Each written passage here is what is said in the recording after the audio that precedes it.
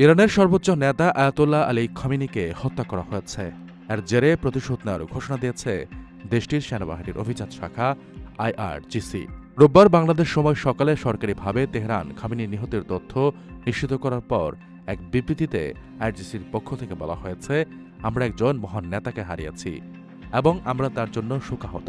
মানবতার সবচেয়ে নিষ্ঠুর সন্ত্রাসী ও জল্লাদদের হাতে আমাদের মহান নেতার এই শাহাদাত বরণ প্রমাণ করে যে তার ব্যক্তিত্ব, নেতৃত্ব এবং দেশপ্রেম তাদের জন্য আতঙ্কজনক হয়ে উঠেছিল। যাদের হাতে আমাদের সর্বোচ্চ নেতা নিহত হয়েছেন তাদের এই জাতি ছাড়বে না।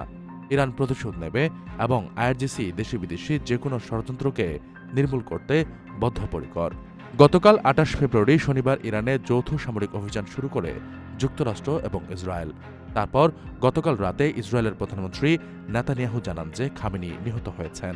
তারপর যুক্তরাষ্ট্রের প্রেসিডেন্ট ডোনাল্ড ট্রাম্পও খামেনি নিহতের তথ্য নিশ্চিত করেন। আজ রোববার বাংলাদেশ সময় সকালে সরকারিভাবে খামেনি নিহত হওয়ার তথ্য স্বীকার করেছে ইরান।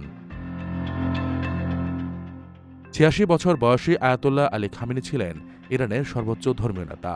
ক্ষমতাসীন শিয়াপন্থী ইসলামী প্রজাতান্ত্রিক সরকারের সামরিক বিভাগ, বিচার বিভাগ, রাষ্ট্রীয় গোয়েন্দা বিভাগ সহ দেশটির সর্বক্ষেত্রে খামেনির প্রভাব ছিল অত্যন্ত গভীর এবং সর্বব্যাপী। মূলত তার নির্দেশনাতেই ইরানের সরকার চলত। ১৯৭৯ সালে ইরানের তৎকালীন শাহ মোহাম্মদ রেজা শাহ পাহলভিকে হটিয়ে ইরানের জাতীয় ক্ষমতা দখল করে শিয়াপন্থী বিভিন্ন সশস্ত্র রাজনৈতিক গোষ্ঠী, শাহবিরোধী রাজনৈতিক দল এবং কমিউনিস্ট দলগুলো। সে বিপ্লবে নেতৃত্ব দিয়েছিলেন আয়াতুল্লাহ রহুল্লাহ খোমেনি। বিপ্লবের পর তিনি হন ইরানের প্রথম সর্বোচ্চ ধর্মীয় নেতা। ১৯৮৯ সালে বয়সজনিত অসুস্থতায় মারা যান খোমেনি। তার মৃত্যুর পর দেশটির সর্বোচ্চ নেতা হন আয়াতুল্লাহ আলী খামেনি।